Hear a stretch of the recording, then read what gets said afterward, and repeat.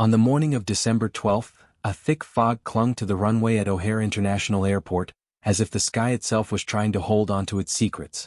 Captain Lena Jackson dragged her compact pilot's suitcase through the bustling terminal, her polished black shoes clicking rhythmically on the tiled floor. At 37, Lena was no longer the wide-eyed rookie with dreams sparkling in her eyes.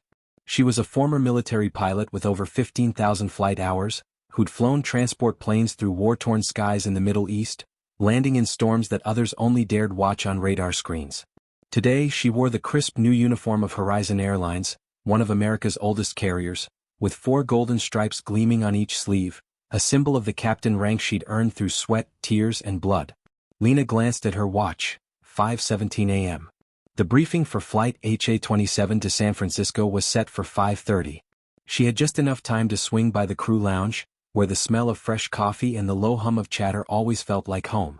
But today something hung heavy in the air. A vague premonition, like an engine stuttering before it dies, made her grip the suitcase handle a little tighter. When the lounge door swung open, Lena stepped in, her sharp eyes scanning the crowd. Pilots in navy blue uniforms, a few flight attendants checking schedules on their phones, and a small group clustered around the breakfast table. She felt the shift in the room instantly, quick glances, whispers pausing then resuming in hushed tones. Lena was used to it. In an industry where less than 1% of commercial pilots were women of color, she was always the center of attention, whether she liked it or not. She walked to the coffee machine, pouring a stream of black liquid into a paper cup, adding a splash of cream, just enough to cut the bitterness. As she stirred, the metal surface reflected her face, sharp brown eyes, black hair tied back neatly, and a guarded smile she'd honed over years to mask her true emotions. Her father, a Detroit mechanic, once told her, "You've got to be twice as good to get half as far, Lena. Don't let them see you flinch." Those words had guided her from her first days at the Air Force Academy to long-haul flights across the globe. "You must be Captain Jackson?" A deep voice rumbled behind her. Lena turned to face a man in his 50s, salt and pepper hair, 4 gold stripes on his sleeves like hers.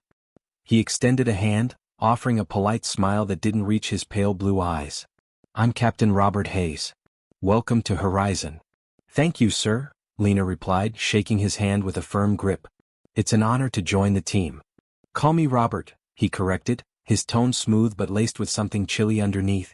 "I'll be checking you out over the next few weeks. You've reviewed today's flight plan, I assume?" "Yes, Robert," Lena answered evenly. "I've studied Horizon's SFO approach procedures, checked the weather, possible turbulence over the Rockies, but nothing unusual for this season." Robert nodded, his face unreadable. "Good. The crew's waiting in briefing room D. I'll see you there in 5. As he turned away, a shiver ran down Lena's spine. She knew men like Robert, smiling while silently sizing you up, waiting for the tiniest slip to prove you didn't belong. In 20 years of flying, she'd learned to read people as fast as weather charts, and Robert Hayes was flashing a red warning signal. She took a sip of coffee, letting the warmth chase away the unease, then left the lounge for briefing room D. The airport's noise, gate announcements, suitcase wheels rolling, blended into a familiar symphony, but today, it couldn't unravel the knot forming in her gut. Briefing room D was small but bright, with a long table in the center and 6 crew members already waiting. All eyes turned to her as she entered. The first officer, a young Asian man named David Tran, stood to greet her with a genuine smile. "Captain Jackson, great to fly with you. I've heard you're a legend." Lena smiled back, about to respond when the door swung open again.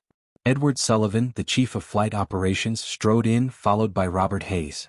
Edward, a tall man with a perpetually sour face, cleared his throat, commanding the room's attention. "Change of plans," he announced, his eyes deliberately avoiding Lena. "Captain Hayes will command HA-27 today. Captain Jackson, we need you to step outside while we rearrange things." The air in the room thickened instantly. Lena felt every stare drilling into her, like she was a caged animal on display. Her face burned, but she kept her voice steady, almost icy. "May I ask why? This flight's been scheduled for me for weeks." Edward flicked his gaze to Robert before answering, his tone hardening. "It's a matter of experience. The San Francisco approach is tricky, and since you're not fully familiar with our procedures." "With all due respect," Lena cut in, her voice sharp as a blade, "I've flown into SFO 73 times in the past decade, including in brutal weather. My quals were vetted during hiring." "Captain Jackson," Edward said, his voice now edged with menace, This isn't up for debate. Please wait outside for a moment. The room fell dead silent. Lena could hear her heartbeat pounding in her chest, humiliation and rage surging like a tidal wave. She wanted to scream in Edward's face, slam her fist on the table, and demand the respect she'd earned. But this wasn't her first rodeo, and experience had taught her that silence could be a weapon. With all the composure she could muster, Lena nodded, set her flight binder on the table and walked out. The hallway greeted her with an eerie stillness, her footsteps echoing off the floor. She leaned against the wall, fists clenched, her ragged breaths hissing through her nose. In 2 decades of flying, Lena had faced every flavor of discrimination. Passengers demanding a new pilot when they saw her enter the cockpit. Colleagues whispering she'd only advanced due to diversity policies. Air Force instructors telling her women didn't belong in the sky. But this was different. This wasn't a passing remark or a sneering glance. This was a calculated public move to shove her aside on her first damn day at Horizon Airlines. She stood there in the empty hallway, her mind racing. This wasn't just a personal insult, it was a declaration of war. Lena knew the cost of being the first, the pressure to be flawless, the isolation when no one dared stand with you, the fear that any misstep would be weaponized against not just you but everyone like you. But she hadn't come this far to fail. She hadn't survived 3 tours in Afghanistan, sleepless nights mastering flight protocols, to be sidelined by a single sentence. 10 minutes crawled by like a century. The door finally creaked open, but it wasn't Edward or Robert who emerged, it was David Tran, her first officer. He looked awkward, hands shoved in his pockets, voice low as if afraid of being overheard. Sorry about that, Captain. Honestly, I think it's bullshit. What did they say after I left? Lena asked, her eyes locked on David, searching for the truth. David hesitated, glancing down the hall before answering. They said it's standard for new captains. But, he paused, then continued quieter. I've been here 3 years. Never seen anyone pulled from their first flight like that. A heavy stone sank in Lena's chest. Thanks for telling me, David. There's more, he said, leaning closer. I'm assigned as Hayes' first officer now, but they want you to shadow HA-422 to Seattle. Short hop, they say, to get you used to company procedures. He air-quoted procedures with his fingers. Lena nodded slowly. And who's the captain on that one? Samuel Carter, David replied, his voice dropping like he'd just uttered a curse. That name hit Lena like a punch. Samuel Carter, Horizon's most senior captain, a man the industry knew through less than flattering rumors. He was notorious for his old-school views, openly railing against diversifying the pilot ranks, claiming it lowered standards. Lena had never met him, but his name alone sent a chill through her. Got it, she said, her voice quiet but firm. Captain, David corrected as if reinforcing her title. If you want to file a complaint, I'll back you up. Lena weighed his offer. A complaint on day 1 would brand her a troublemaker, no matter how justified. She'd navigated treacherous waters like this before, knowing when to fight and when to bide her time. Let me handle HA-422 first, she decided. But I appreciate it, David. Not everyone's got the guts to speak up. David nodded, his eyes flashing understanding. As he walked off, Lena's phone buzzed in her pocket. A text from her sister Mia. Crush it on your first day, sis. So proud. Lena stared at the screen, emotions churning. Pride in her journey, fury at the present, and a steely resolve not to let this stumble define her. She typed back quick, all good here. Talk tonight. Then she pocketed the phone, took a deep breath. HA-422 to Seattle would be her first test at Horizon. Not just of her flying skills, but her ability to endure those who wanted her to fail. Flight HA-422 turned out to be less a short hop and more a personal hell tailored for Lena. Samuel Carter, with thinning silver hair and a face perpetually creased in a scowl, gave her a curt nod when she entered the cockpit. No introduction, no small talk, just silence, treating her like a shadow not worth noticing. The first officer, a young guy named Michael Evans, kept shooting her apologetic looks but stayed mute. During pre-flight checks, Lena sat in the jump seat behind, watching Samuel's every move. He worked with impressive precision, checking instruments, reading the checklist, tweaking systems, like a machine programmed to perfection. But as the plane taxied from the gate, he finally spoke, his voice dry and gravelly, not bothering to turn around. I don't know where you came from or how you fly, Captain Jackson, but at Horizon we do things by the book. No shortcuts, no freelancing. The subtext was clear as day. He saw her as an amateur, unreliable. Lena kept her tone even though she was boiling inside. Understood, sir. Standardization's the backbone of safety. Samuel grunted as if disappointed she didn't take the bait for him to tear into her. The flight to Seattle lasted under 2 hours, but to Lena, it stretched like a lifetime. Samuel narrated every action with a condescending edge, as if she were a green trainee, not a peer captain. She swallowed the humiliation, focusing on memorizing Horizon's quirks, channeling her anger into fuel. Then, as the plane descended into Seattle, a small but glaring error slipped through. Samuel punched in the wrong radio frequency for air traffic control, 124.75 instead of 128.35. Michael didn't catch it or didn't dare speak up. Lena hesitated for a split second, then stepped in. Sir, she said, voice calm but firm, I believe Seattle approach today is 128.35, not 124.75.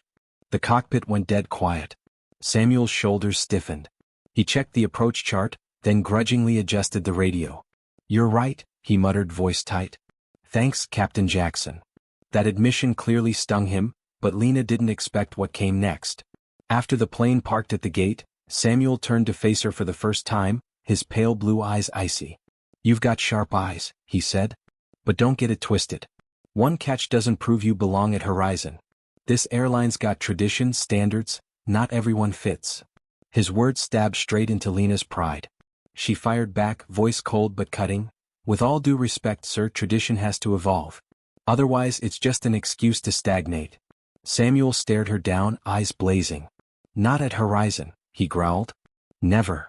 Back in Chicago, Lena was told she'd keep shadowing other captains all week, all men, all with reputations like Samuel Carter.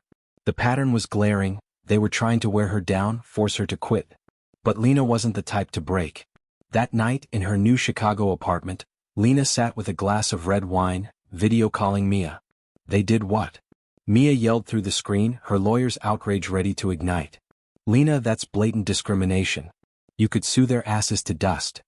Then what? Lena sighed, leaning back on the sofa. Be the black woman who sued an airline to fly? No crew would trust me after that. So you're just gonna take it? Mia shot back. That's not the Lena I know.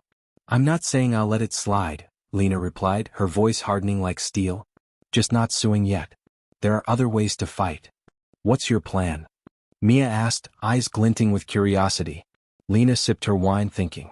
I need to figure out what I'm up against. If this is systemic, I've got to know how deep it goes. Be careful, Mia warned. These companies always protect their own. I know, Lena said. But I didn't come this far to get shoved out on day one. Sleepless that night, Lena opened her laptop and dug into Horizon Airlines. Founded in 1967, it was once an American aviation icon, but what she found chilled her. An all-white male leadership, no people of color in senior roles, and mixed employee reviews, praise from white men clashing with discontent from women and minorities. 3 discrimination lawsuits in the past decade, all settled out of court with gag orders. Then she stumbled on an article from 8 months back. Horizon Airlines probed by FAA over maintenance logs. It was brief, mentioning a routine audit, but it made Lena pause. Something was off. She bookmarked it, resolving to dig deeper. Lena Jackson's story began with a simple line. Captain Jackson, we need you to wait outside. But that line wasn't just an insult, it was the spark that ignited a war destined to shake Horizon Airlines to its core, toppling an aviation empire and paving the way for change, not just for Lena, but for an entire industry. The sky waits for no one, and neither would she. After that shitty day with Samuel Carter on HA422, Lena Jackson stumbled back to her Chicago apartment, head pounding like it might explode, a massive knot of rage lodged in her chest. She checked her damn pilot suitcase into the corner, kicked off her shiny black shoes, and collapsed onto the sofa like a wounded beast.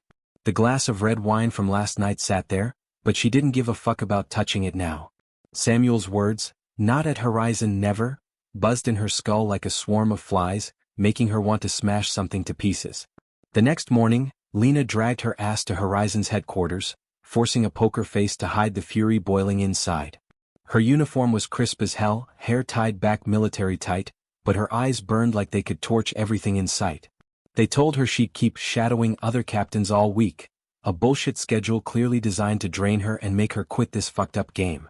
Today she was stuck flying with that asshole William Bill Turner on HA115 to Denver, A short route packed with rude-ass passengers and crap weather. "You're that Jackson chick, huh?" Bill roared, his voice like a chainsaw ripping through rotten wood. "Heard you've got eyes like a damn bloodhound. Carter said you caught his frequency fuck-up. Not bad for a newbie bitch." Lena gritted her teeth, fighting the urge to cuss him out. "Thanks, sir. I'm here to work and learn." Bill snorted, his laugh like spit hitting the floor. "Learn my ass. I bet you think you know it all, with that pile of shitty military medals? But let me lay it out for you, kid. This ain't your Air Force playground. This is Horizon, and I don't need smart-ass little girls like you showing off around here." His words hit her like a bullet to the face, but she didn't flinch. She stood tall, eyes drilling into the bastard like she could bore through his skull. "I'm not showing off, sir. Just doing my job." "Your job today is to shut your fucking mouth and watch me work," Bill barked, pointing at the jump seat in the cockpit like he was ordering a dog.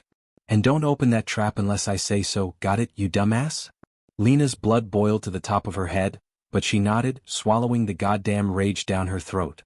She knew this asshole game. They wanted her to snap, to slam the table and curse so they'd have an excuse to kick her ass out. But she wasn't some idiot to fall for it. Not today, not ever. Flight HA-115 to Denver was a 2.5-hour shitshow Lena wanted to erase from her damn memory. Bill Turner didn't just ignore her. He turned her into a punching bag for the cockpit crew. During pre-flight checks, he loudly trashed the way she held the checklist. Something she wasn't even allowed to touch today. "You holding that like a rifle in the army, girl?"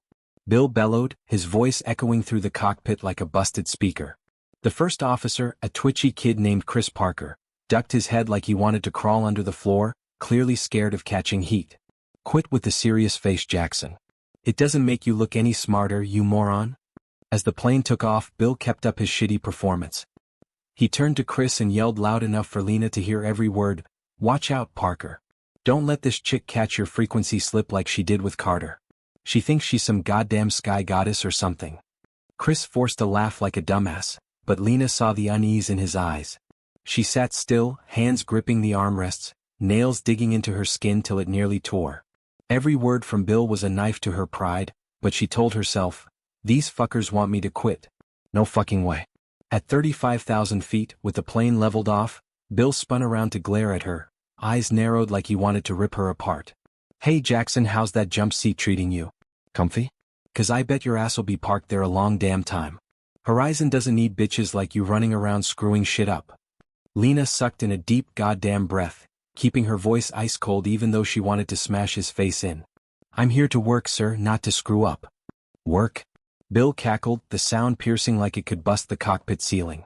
"Who the fuck do you think you are to work here? A black chick with some cheap medals doesn't mean you can fly a 737, asshole. I've been flying since you were pissing your diapers, and I don't need you sitting here acting all high and mighty like a goddamn cunt." That was the last straw. Lena felt a fire explode inside her, like a jet engine roaring to life. She leaned forward, voice low but sharp as a butcher's knife. "Sir, I've got over 15,000 hours, landed planes in cobble sandstorms while you were dicking around on domestic hops. Don't you dare say I can't fly, you bastard. I'm here because I earned it, not because someone handed it to me." The cockpit went silent as a graveyard. Chris froze, eyes glued to the controls like he wanted to vanish. Bill whipped around, face red as hell like it might burst. "What the fuck did you just say to me, Jackson? You dare open that stinking mouth and bark at me?" "I told the truth," Lena snarled, her eyes blazing into the bastard. "If you can't handle a captain who knows her shit, the problem's your dumbass head, not me." Bill slammed his goddamn hand on the armrest, the thud ringing like thunder. "Motherfucker, who do you think you are, lecturing me? I've flown for Horizon 30 years, and you're just some newbie bitch, probably shoved in here for some diversity quota bullshit. Don't you dare get cocky with me, you whore." "Enough fucking shit," Chris yelled, his voice shaking like he might cry but still forcing it out. "Sir, we're in midair, not some damn bar. Can we cool this crap down?" Bill turned on Chris, eyes wild like he'd tear him apart. "You siding with this bitch too, Parker? Fine, you two play your justice game. But mark my words, Jackson, you won't last here. Horizon ain't a place for dogs like you."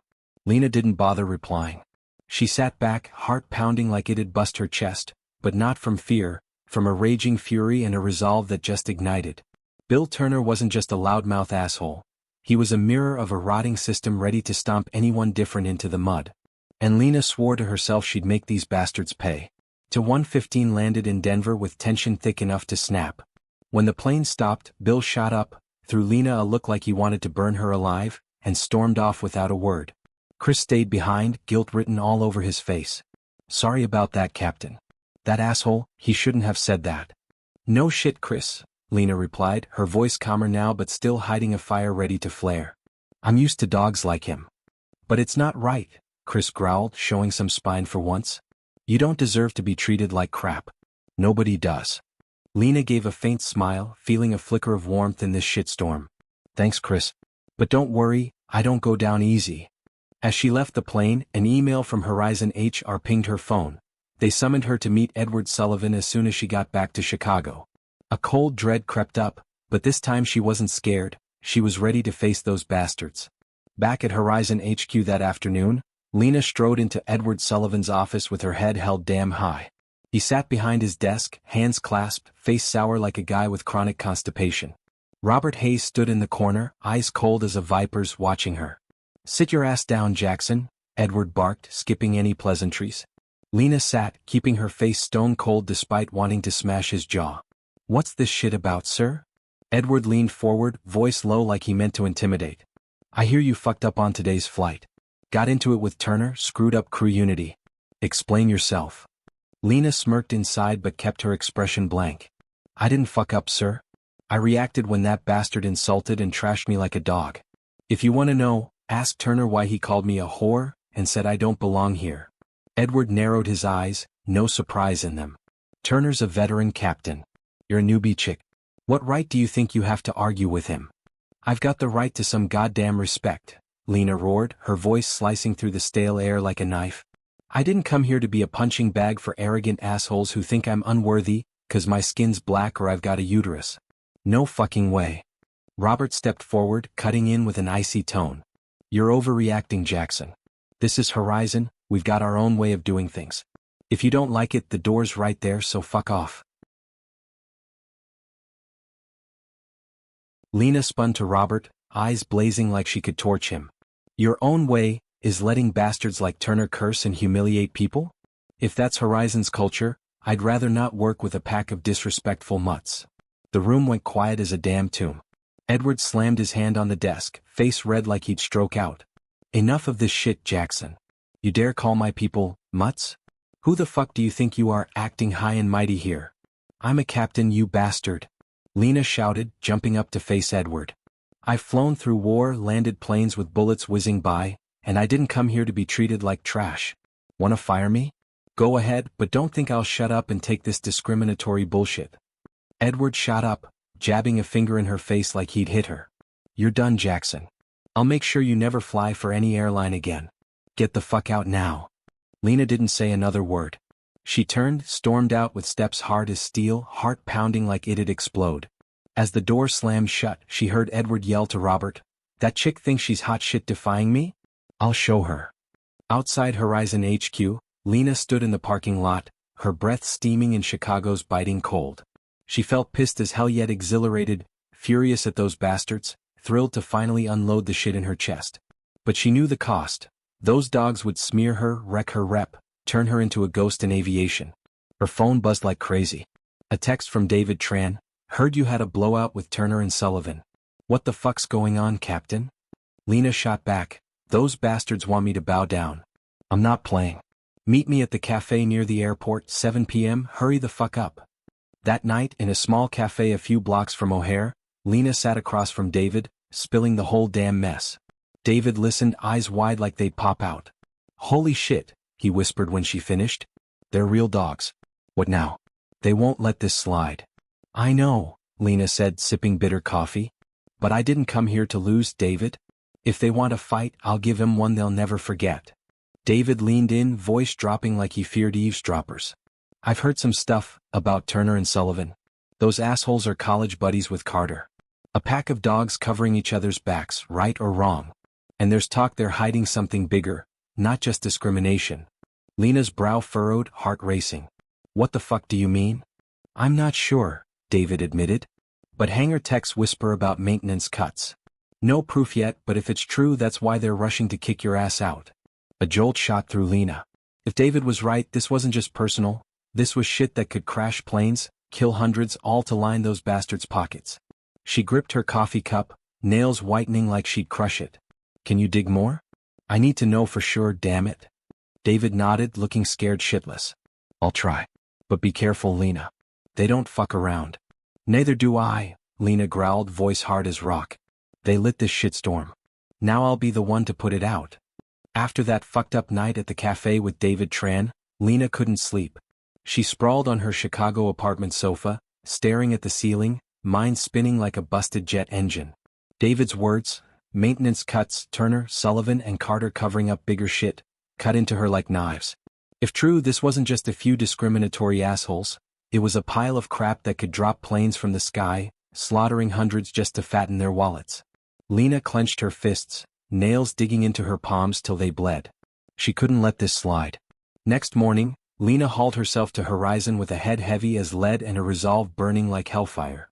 She knew those bastards were tracking her every move, waiting for her to trip so they could boot her ass out. But today she didn't give a fuck. She wore her uniform like armor, hair tied tight as a soldier's, and marched into HQ with eyes that could set the place ablaze. They assigned her HA-309 to Las Vegas, a late-night flight full of drunk, rowdy assholes. David Tran was her first officer, a move Lena pegged as a trap from those dogs Sullivan and Hayes. If she screwed up, they'd use David to bury her. But she wasn't about to let them win. Before takeoff, Lena checked the plane herself, shit the techs were supposed to handle. She yanked out the maintenance log, scanning every line like a battlefield map. Then she spotted the first fuck-up. The air intake valve check date didn't match the official schedule. She gritted her teeth and spun to the nearest tech, a scrawny guy named Jimmy, pale as if he'd smoked his last joint. Hey dipshit, Lena snarled, shoving the log in his face. What the fuck is this? The valve check date's off. Who signed this crap? Jimmy stammered, eyes darting like a cornered rat. I don't know, ma'am. The maintenance crew said it's fine, Fine my ass. Lena roared, tossing the damn log to the floor. You think I'm stupid? If that valve fails midair, hundreds die, and you're standing here saying fine? Get me your fucking boss now. Jimmy shook like a leaf, leading her to a hangar corner where Tony Ramirez, the maintenance chief, stood smoking. Tony was a big bastard, skin dark and scarred, with an attitude like he'd devour anyone who opened their mouth. What the fuck's this, Jackson? Tony growled as Lena stormed up, cigarette still pinched between his lips. You stirring shit in my hangar? Lena didn't waste time, flipping him the bird right in his face. Fuck off, Ramirez. Your maintenance logs are a steaming pile, air intake valve not checked right, and you signed off? You trying to kill people or just too dumb as a cow? Tony spat on the floor, stepping close, his tobacco breath choking her. Who the fuck are you to yap at me? I've been here 20 years and you're some newbie chick thinking she knows it all? Get your ass back to the cockpit and stop screwing with me. Lena smirked, getting right in his face, eyes blazing. 20 years and you churn out this shit? I'll show you what I know, asshole. I want this plane rechecked. Every bolt, every wire. Right now or I'm reporting your crap pile to the FAA. Tony roared, kicking a metal chair into the wall. You threatening me, bitch? Who do you think you are? Sullivan'll rip you apart before you can squeal, you idiot. Let's see, Lena shot back, voice cold as ice. She turned to David, who stood gaping at the scene. David, call an independent inspection team here. I don't trust these fuckers anymore. The flight got delayed 30 minutes, a mortal sin in aviation, but Lena didn't give a damn.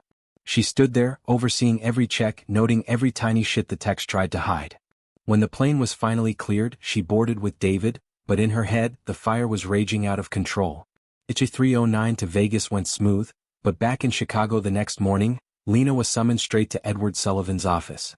She walked in, still reeking of hangar oil, and saw Edward sitting there, face sour as hell. Robert Hayes stood beside him, eyes frigid, while Bill Turner lounged in the corner, smirking like a smug bastard. Jackson, what the fuck did you pull on HA-309 last night? Edward barked, slamming his hand on the desk like thunder.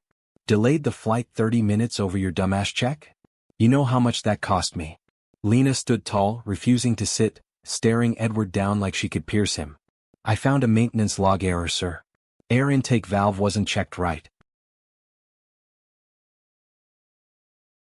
If I hadn't, that plane could have crashed and you'd lose more than a few grand, you bastard. Bill laughed, a raspy bark. Listen to her, Sullivan. This chick thinks she's a goddamn savior.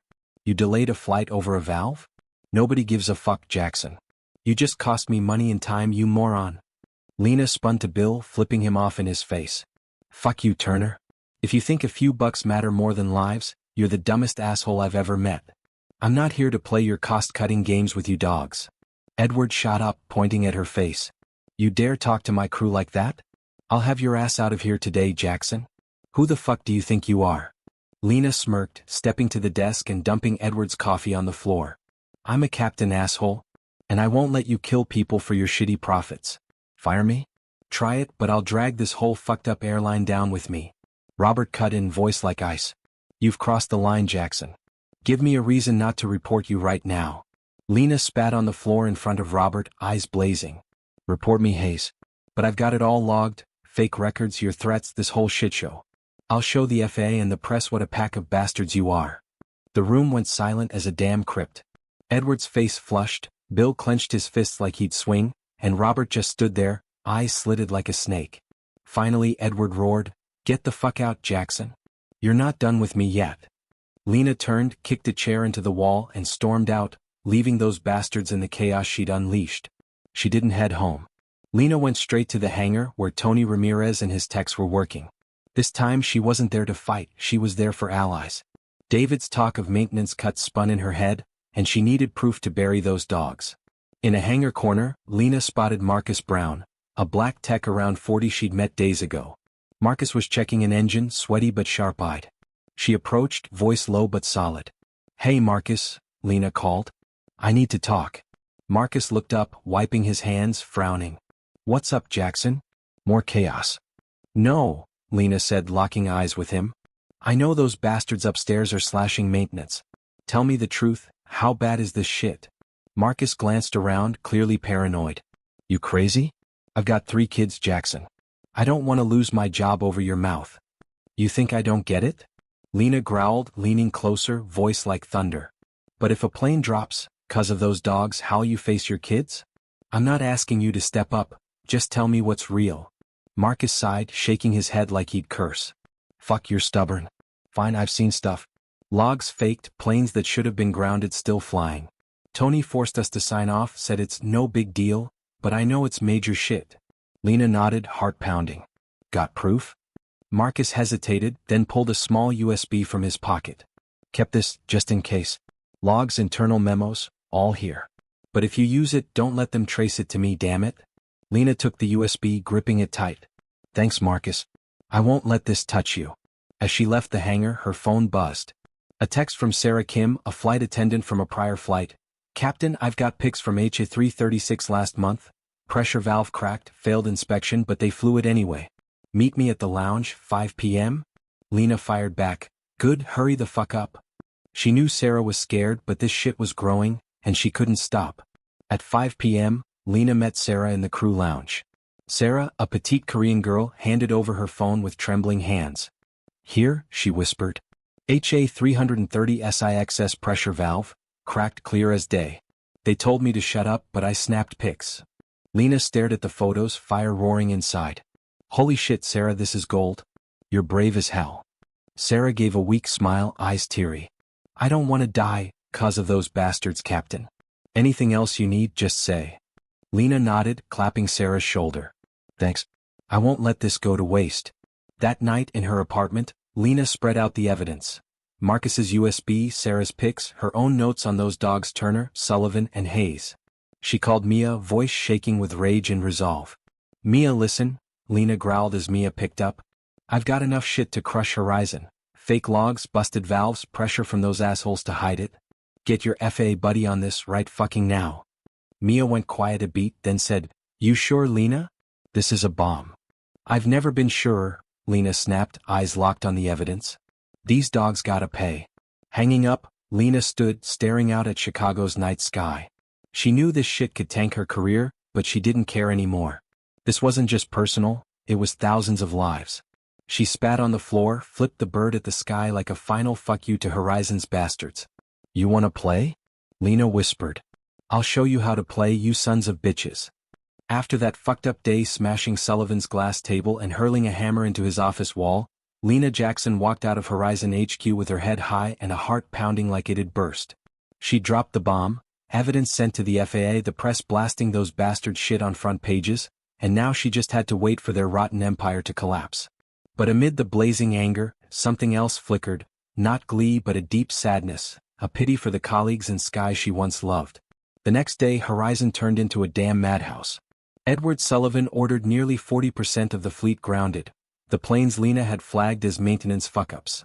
Passengers screamed at the airport, flights cancelled left and right, stock plummeting like a rock off a cliff.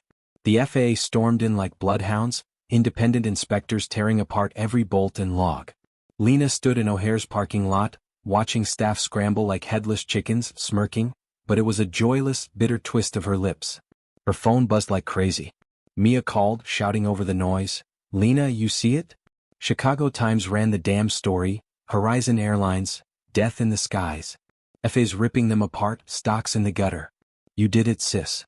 Lena gripped her phone, staring at the Horizon logo on the building, a logo she'd once worn with pride. "Good," she growled, voice hoarse. "But I ain't done, Mia. I want to see those dogs kneel." She hung up, heading to the airport cafe where David Tran waited. The kid sat there, face haggard like he'd run a marathon, but his eyes lit up seeing her. "Captain," David said, voice shaky. "Atlantic Airways bought Horizon's assets. They're offering us, except those assholes up top, to stay on." I'm bumped to Captain. "What about you?"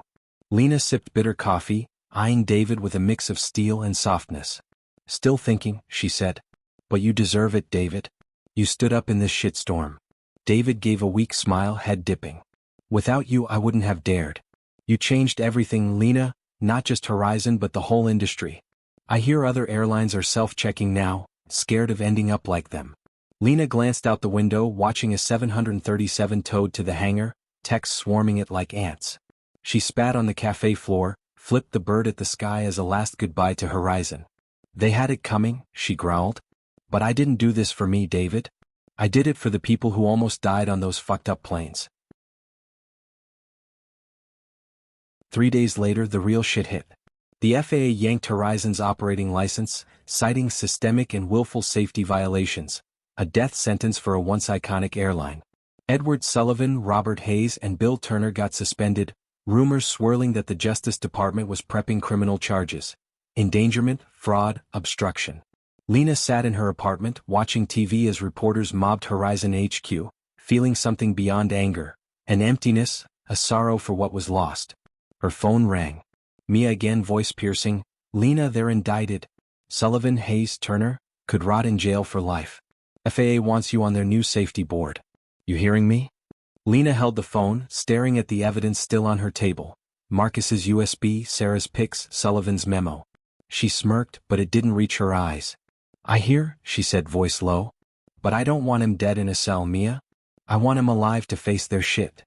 Mia paused, then asked, "You, forgiving them?" "Not quite," Lena snapped, kicking a chair across the room. "But I'm done with blood. They lost, I won. Now I want to fix this mess, not burn more." She hung up, stood and gazed out at Chicago's night. A plane took off outside, lights blinking in the dark sky. She'd loved that sight, the marvel of humans conquering the air. Now it meant more. Every safe flight was a life saved, thanks to her and those who stood with her. A week later, Lena stood outside Horizon's shell of a headquarters. Workers pried down the giant logo, chunks falling like ashes of a dead empire. She wore a black leather jacket, hands in pockets, watching with eyes both cold and mournful. Her phone buzzed, text from Marcus Brown, "Atlantic hired me as maintenance quality chief. Thanks, Captain." Then Sarah Kim, "Training as a safety officer. Because of you." Lena smirked, texting back, "You earned it. Don't let any dogs hold you down." She knew this wasn't just her win, it was theirs, everyone those bastards had crushed. Then a black car pulled up. Edward Sullivan stepped out, haggard, suit wrinkled like he'd slept under a bridge. He glared at Lena, eyes bloodshot, limping toward her. Lena clenched her fists, ready to deck the bastard if he mouthed off wrong. "Jackson," Edward rasped, voice like a drunk's. "Happy now? You trashed Horizon, shoved me into jail. What else you want?" Lena stepped close, smelling his rank sweat, flipping him off in his face and spitting on the ground. "I want you the fuck out of this industry, Sullivan. But I don't want you dead. I want you alive, seeing the shit you caused, fixing it, if you've got any conscience left. Edward sneered, a feeble laugh. Think you're a saint, Jackson? Forgiving me after you wrecked my life. No saint, Lena roared, dumping her coffee on the ground in front of him. I'm a pilot and I know the sky doesn't forgive bastards like you. But I'm giving you a shot, not for you but for the people I saved. Get lost and don't let me see your face again. Edward stood there, pale as death, then turned and hobbled back to his car without a word. Lena watched him go, heart thumping, not from rage but a strange relief. She didn't fully forgive but she let go, choosing to build instead of break more. 3 months later, Lena sat in the cockpit of an Atlantic Airways Boeing 787 Dreamliner, flight at 2:07 to San Francisco. Her 4 gold stripes gleamed in the morning sun, and beside her was Tasha Lewis, a young black first officer, eyes shining at the controls. Lena lifted the plane off, the sky's familiar embrace wrapping around her like an old friend. Nice day to fly, Lena said, voice deep but gentle. Everything good, Tasha? Perfect, Captain, Tasha replied, then hesitated. I just want to say what you did at Horizon's why I didn't quit. They said I don't belong, but you proved the sky's for everyone. Lena looked at Tasha, smiling, a rare, real one. The sky doesn't give a fuck about skin or gender, Tasha. It just needs you to be good, and you are. Don't let anyone tell you otherwise. The plane climbed, piercing white clouds. Lena thought back to her first day at Horizon. Captain Jackson wait outside, and how it led here. She didn't wreck Horizon out of hate. She broke it to save the industry from dogs like Sullivan, Hayes, Turner.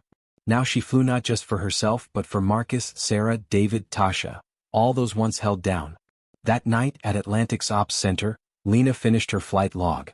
She spotted a new framed quote on the wall, her words to the National Transportation Committee, "In aviation, truth is everything. The sky doesn't forgive lies." She touched the frame, recalling the day she trembled but stood firm against power. Now she was a symbol, not of victory but of mercy in the storm. 5 years later, Lena stood on a stage at an aviation safety conference, facing hundreds of pilots, techs, and industry heads.